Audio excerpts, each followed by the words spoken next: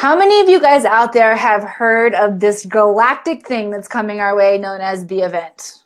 Have you heard of that before? If you've heard of that, go ahead and raise your hand. If part of it honestly scares the crap out of you and you're like, what the heck is going to go on? You can go ahead and raise your hand on that one. I know if you guys are like me, I had traditional religious upbringing. I was very Southern Baptist, and I didn't hear about the event growing up. I heard about like the rapture or the apocalypse or all of these other interesting words that have been placed on top of this idea of a massive ass shift that's going to, wipe out the world as we know it.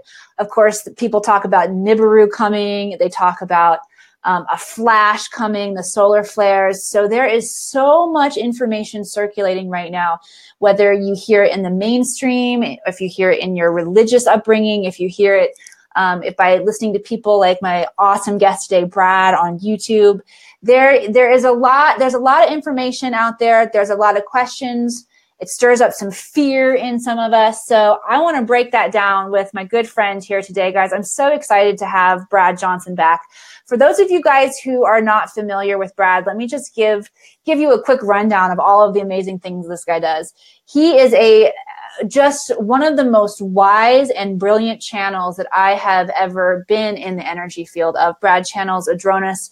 You also channel some beings from the inner earth as well as some other beings from out there. I had a session with Brad where he channeled Adronis for me, and to be honest with you, it was hard for me to think of questions because I really just wanted to sit in the energy presence of Brad and what it is that he does. He also is the founder of New Earth Teachings. He is creating a space very similar to what we're doing here at the Akashic Academy for people who want to dive in and to learn this information. And he has over 15,000 followers on YouTube. And if you're not one of them, I'm going to invite you guys to be one of them today, because you're going to get a lot of really valuable knowledge just by listening to what he has to say, as well as you're going to experience an upgrade of your own abilities by hanging out with Brad and in his space. Anytime that you are associating or being in the presence of somebody who is engaging in their energetic gifts, talents, and abilities, you're going to get some of that as well. So with no further ado, my friend Brad Johnson, welcome back to Lightworkers Connect. I'm so happy to have you, my friend. Oh, thank you very much. And hello, everybody. Thank you for having me on again.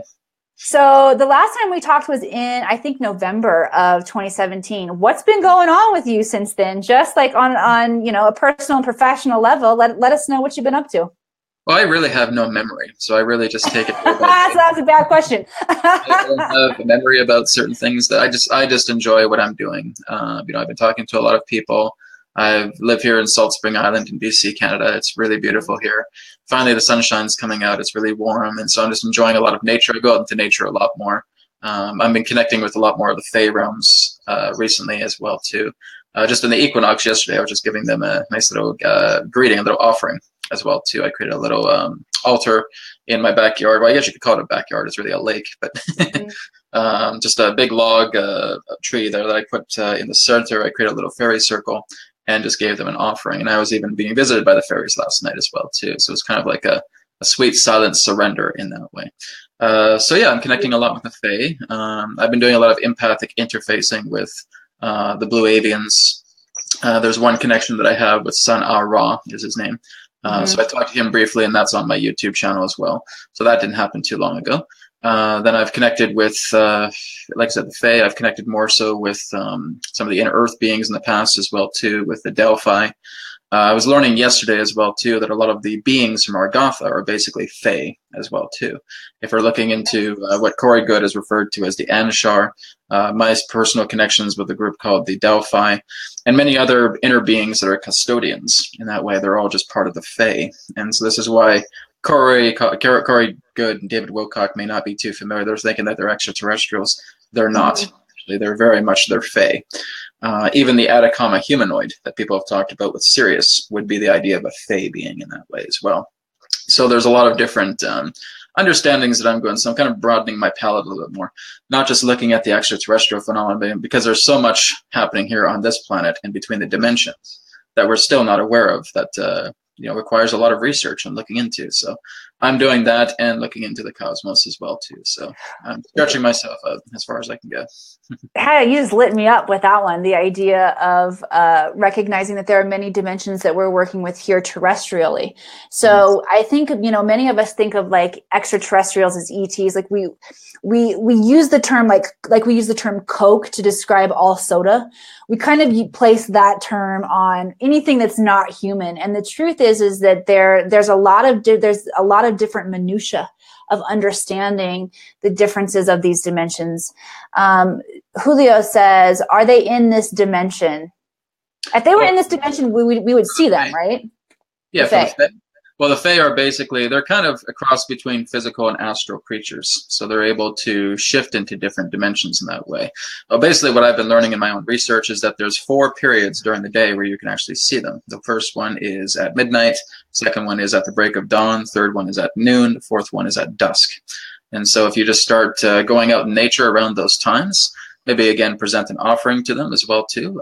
Just start to go into a state of sweet silence, sweet surrender, and just open your heart and connect with them. They'll come. I mean, I had connections with a moss dragon just a few days ago as well too, and he actually took me into fairyland, and I was able to take a look at the fairyland. And our nature is beautiful, but if you basically saw the nature in fairyland, it's 1,000 times more beautiful. You have majestic rainbow waterfalls. The trees are alive and breathing and moving. There's a luminescence of nature everywhere. To say it's beautiful is an understatement, really. So yeah, I mean, the Fae really are able to connect. They are part of the astral realm. They've basically taken a lot of their magical energy and they went into this other particular dimension because humanity was still learning how to grow up, right? So they're now slowly and surely starting to come together. And by the time we cross into the event, then basically in 4th density, the aspect of the Fae realm and human realm will be one. All right, so you said it. You opened it up for us. The event. What the heck is going on? And should we all be like building bomb shelters, or help us through this, my friend? First thing is relax. Relax. No building of bomb shelters. Anybody? Yeah, it's just being able to open up your love and open up your hearts and just start sharing your love and appreciation with the world. If you're going to get into panic, then that's basically what's going to cause detriment to the idea of moving into the aspect of the event. Now, there's no direct date about when this is happening. I know there's hypnotherapists that are talking about it. There's psychics that are talking about it. From what Adronis has personally shared, he says basically within the next few months to the next few years. Other than that, that's all we really know. So it's really just being able to pay attention to the sun, looking at solar activity. Basically what's going to happen is that there's just a solar flash that will happen and basically just encompass the entire planet. And everybody will experience this differently. So as you experience this, you may start to feel that your reality is starting to change. You may feel that maybe there's brighter hues in the atmosphere. You may start to feel that your intuition is skyrocketing a lot more. You may feel that you're withdrawing from people who are not very much in complement to yourself and moving more towards people who are in complement. So basically, it's like the old paradigm, new paradigm shift, right? So basically, I'd say everything that your guests have been talking about throughout this course of time relating to just getting yourself into inner work, working with yourself, working with your heart, opening it up, blossoming it. That's all you have to do is you're just sharing and you're loving and you're caring. And as long as you can continue to do that, you're basically completely compatible vibrationally with shifting from one dimension to another. We're doing it all the time. I love that. Now, I mentioned when I first was saying hello to everybody, my background being very Southern Baptist, like we heard about the rapture and the second coming. Are these things related to the event as we're experiencing now? They are, absolutely, yeah. Some people refer to it as Judgment Day in that way, or some people refer to it as a rapture, but it's not representing chaotic proportions. The whole idea is that much of the church has distorted a lot of the image relating to this great shift from one dimension to another. Me being raised as a Jehovah's Witness, we call it the new system of things, right? And they basically say that you'll be on a paradise on earth, it'll be a paradise and all that. I mean, again, this is exactly what the Fae are all about. You know, they live in a paradise, fairyland. And basically a lot of the churches, like the Christians, Jews, Muslims as well too, were basically considering the Fae as fallen angels and basically worshiping Satan, right? So they would basically have revolts against the Fae, trying to criticize them and persecute them in that way. And because they were getting a lot of this criticism, the Fae decided to take a lot of their magic and their energy and go into another dimension and saying, we're not going to come back until humanity grows up, right? And so that's basically that's basically how it all started, with this the divide between worlds in that way. But now, over the centuries, we're now starting to get to a point where there is starting to be a bubbling of maturity. A lot of the young people, especially, are being mature people now, and they're starting to take action and starting to really clean up this planet. And so that's really what's happening, is being able to just get together, get involved, share yourself with other people, share in the love. But most importantly, do your inner work. Your inner work is very, very important. Show how much you love yourself, you appreciate yourself. You can only experience the great glamour of the world if you feel glamorous yourself. Yeah. Right?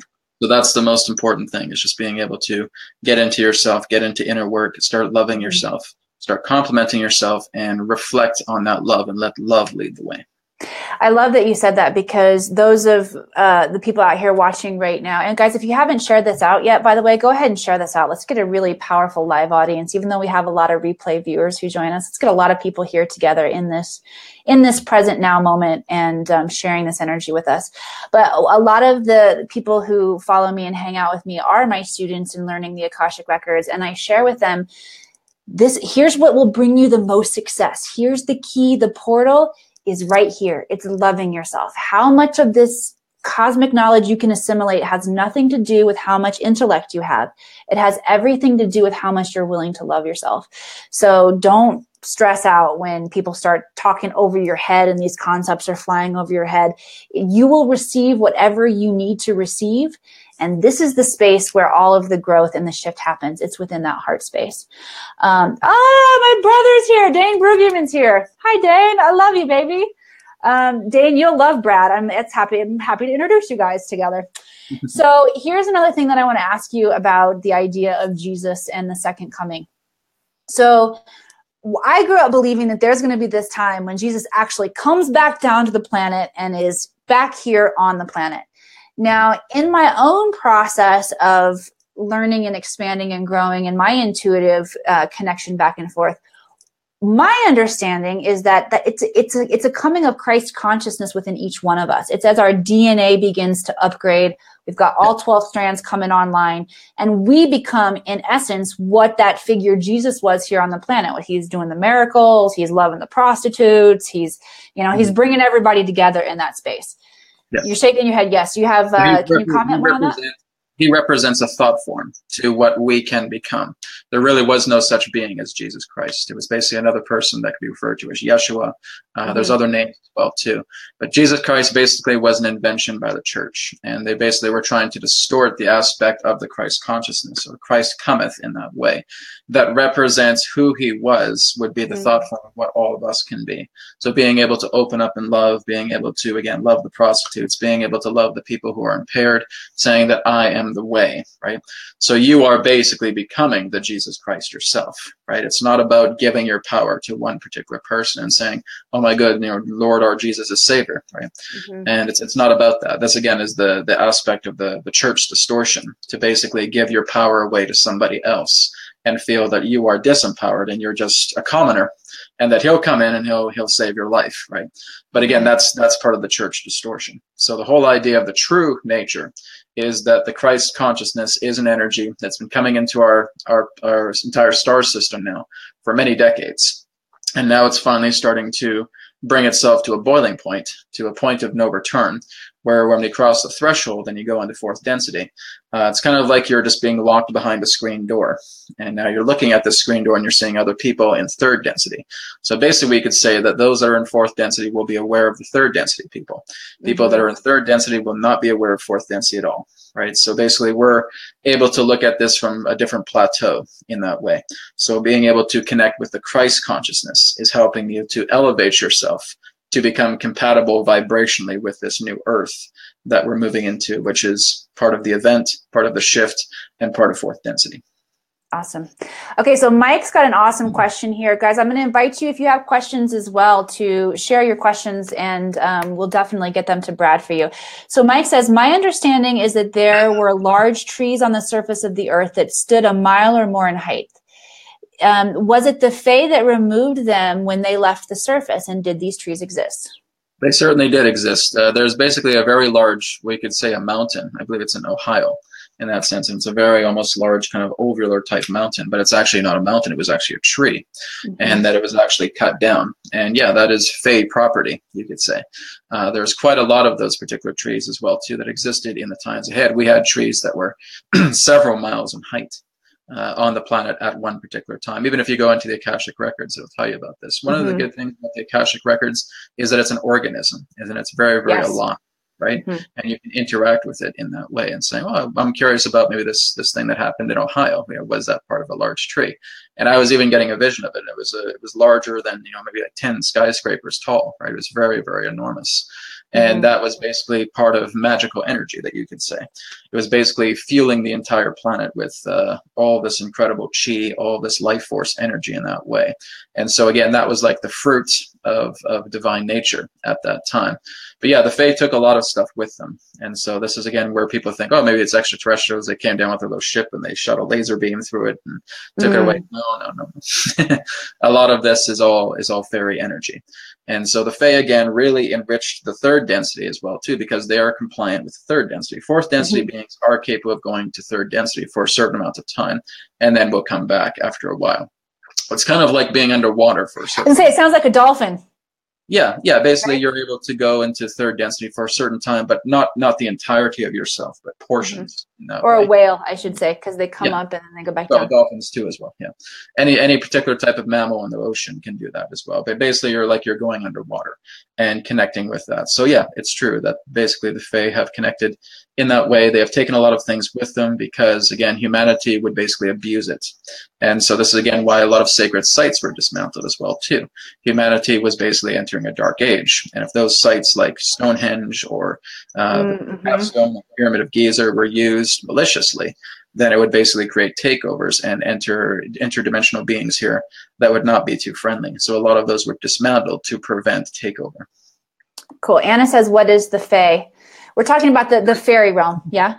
Yep, absolutely. The fairies. So basically, you have two basic divisions. You have the fairies and you have the small folk in that way. Other particular aspects of fairies can be like elementals. You can look at the idea of the undines or the sylphs or the salamanders or the gnomes. They represent the four elements of the earth, and then the fifth would represent the seraphim, the angels in that particular way. Then, of course, you have the small folk, you have the gnomes, you have the brownies, you have many other different beings as well, too. And they're all around us. Basically, as soon as you go out into nature, you're on their territory. And, of course, nature is all around us, even if we're living inside a big skyscraper or anything like that. It's true that when you're living in a big bustling city, the Fae presence is quite minimal, but it is still there, right? So the whole idea is that you can connect with them and really just go out to nature as much as you can, open your heart up, and just ask to connect with them. Now, you said that they're fourth density beings. And is that, when we undergo the event here on Earth, are we moving into that? So are we going to experience more of those rainbow waterfalls and those big old trees? Like, is that going to be the physical stuff that we are able to interact with when we go through this process? Some people will be far ahead in that form of fourth density, and some people may not.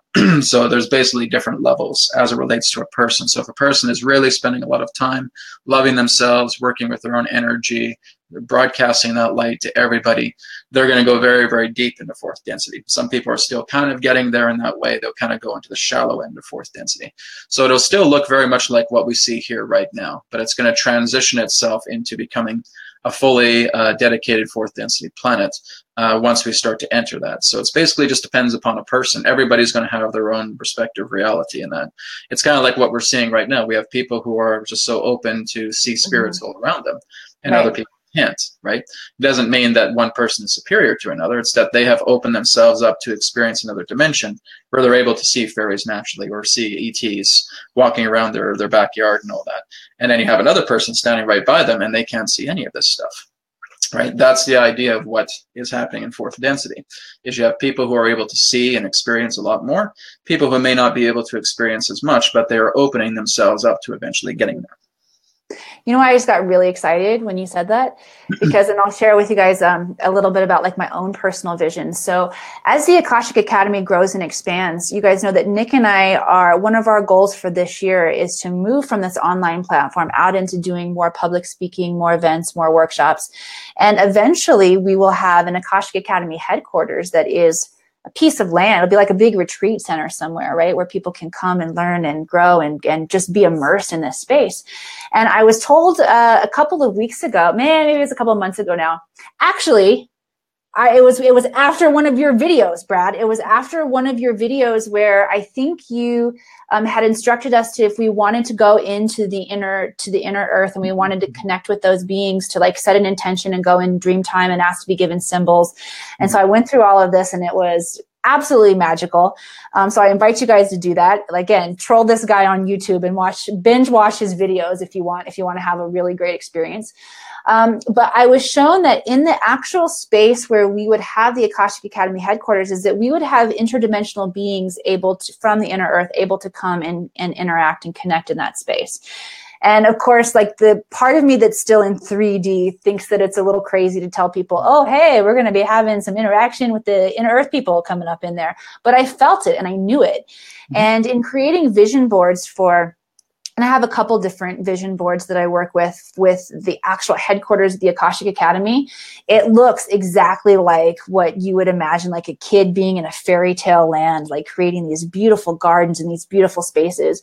So you've actually helped me bridge the gap between what I feel like is far-fetched imagination and what is really going to be the future of what the Akashic Academy will be. So just want to thank you and share that with you guys because it happened just there in that moment. It was pretty fun. And there's even a place in Sedona called Angel Valley, and they are doing something very, very similar. And basically, I walked around the entire property, and it's rich in interdimensional extraterrestrial energy. There's hybrids walking around there. There's all kinds of beings. I was able to connect to even a higher dimensional intelligence when I was there. They have a big labyrinth as well too. So there are communities there that are fourth density compliant, right? And so how cool is it going to be when we have that all over the place, man? I'm so excited. Bit by bit, that will happen. Okay, so my girl Janelle Cameron here has a question for you. She said, when people refer to the event, her guidance has been there are 3 phases to this. The first is completed last week. The second has commenced. 2020 is highly significant as the 7th seal being in Egypt late 2019 for the final phase. Mm-hmm. It's possible. Again, like I said, we don't really have any particular dates at this particular time, right? There's a lot of things that need to be opened and closed. There's a lot of gateways that need to be opened and closed as well, too. Time frames are difficult to predict as this depends on collective consciousness. Yes, because you want to look at event. You don't want to look at time frames, right? Even when you're going into the Akasha, you really can't look at time. You have to look at event, right? So the sequence of events will come together and say, okay, well, this does feel like it's pretty close because maybe we're able to look at the decor and the decor does look kind of early 21st century, etc. Yes, that's a possibility. But again, when you're looking at that one event, you're looking kind of like at a stamp, at a possibility in that way. So you have to look at these as frame sets on a camera or film strips. And so basically there are possibilities in that sense. Right now, there's a lot of negotiation that's happening between our world and between many other beings behind the scenes that are trying to work together to getting us into this elevated state of consciousness and being able to remove a lot of the sluggishness from the planet as well, too. When the sun decides to do this, the sun's going to decide to do this. You can't negotiate with the sun. The sun simply decides exactly when it's time to shift, right? And so that becomes inevitable. But again, this is why Adronis has said, don't worry so much about time frames. Don't worry so much about trying to pre-plan things for the event. Just go into your inner work, start to work with yourself, feel lighter every single day, enjoy the love, make peace with your emotions, with your traumas, harmonize with that, and when it comes, it comes. Don't worry so much about dates. Brad, Janelle is a pretty brilliant channel as well. She does a show for us at the Akashic Network called the Ascension Cosmic Ascension Report, where she brings in this information, and she's a badass in our community. So just wanted to give Janelle some props there and a shout out. Yeah, she's pretty good. She's darn good, actually. She would be a good ass, wouldn't she? Oh yeah, right? so she's a good ass. She's a good Yeah. ass. Janelle's a good ass. Let's move back into it. Bad doesn't vibe too well. That's right. That's a good. I'm gonna flush that from my own vocabulary for all of us. Notice, you guys, if you notice yourself saying it, go ahead and flush those words that have those dense vibrations. I love what you said too about the idea of timestamps, and it's really difficult to see like timestamps. It's more like gateways and portals that open up, because I'll have people that will come to me and be like, when is my soulmate, my twin flame coming? I'm doing all of this stuff. And I'm like, it doesn't look like I see 3 to 6 months. I see when you let go of the fact that your dad beat you when you were a kid and you don't feel comfortable being loved by somebody. When you let go of that, you're step 1.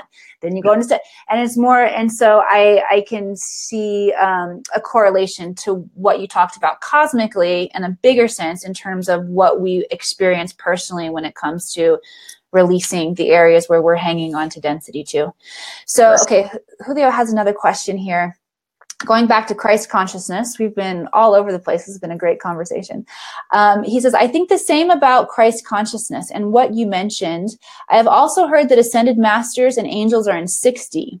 So how can we move from 3D, 4D, 5D and connect with them? Well, again, the aspects of Ds can sometimes be distorted as well, too, right? That confused me for a while. Yeah, the whole idea is that people will say we're from 3D to 5D. Guys, that doesn't even make sense. Basically, we're moving from 3rd density to 4th density, which means 4th dimension to 5th dimension, right? So 4th dimension would represent 3rd density. 4th density would represent 5th dimension in that particular way, right? When you're moving up into a 6D aspect, then that would be basically a 5th density, or 6th dimension, and we're not scheduled to go there for probably many thousands of years yet, right? The aspect of 4th density on Earth is going to be acclaimed for maybe a couple 100,000 years before there is a next graduation time. We have to look at all of this in cycles, because again, I know a lot of people get caught up with a lot of the channeling information about densities and dimensions and 4D and 5D, and I'm connecting to a 22D Pleiadian Arcturian energy. That's great. Hey, that's fine, you know. And then if they're getting you good information, that's great. They're not here to form relationships with you guys, and that's a very important thing. There's a relationship to their energy, but all they're being is familiars. They're just helping you to align yourself into becoming the person that you are meant to be. They're not here to come down and have tea cakes with you and drink tea and have coffee and knock at your door and say, hey, human, how's it going? I'm a 22nd density radiant energy. Do you mind if a part of me can flow into your door so that your 3rd density aspect can hear us? Right? It's not about that, right? Let go of the density talk and the dimensional talk. It just confuses you in that way. So the whole idea here is being able to know that whatever they come from, whatever dimensional grid they come from, that's fantastic, but focus more on what their message is rather than their technicalities of dimensional being. Cool. Thank you. Okay. So Anna's got a great question here. And again, going back to like trying to figure out how all this Christian upbringing that so many of us had, how it fits together.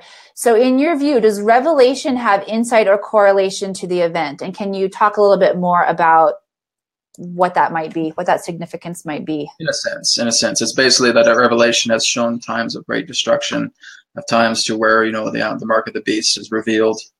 And, you know, there basically is a situation that's happening right now where there will be a complete and total withdrawal from like a Draco empire, from a lot of AI that's been happening. A lot of the dense stuff is basically going to be going away for a certain time, for a probational period in that way. Corey Good has also talked about this as well, too. And we talked about that. I'm like, yeah, good. I'm glad to see someone else is talking about this as well, too. But yeah, there will basically be like 1,000-year grace period for humanity. And so between like the 21st century, maybe up to the 31st century, for those 1,000 years, it's allowing humanity to get back on track. And then we will be tested again collectively. And that means the dense energies will be coming back.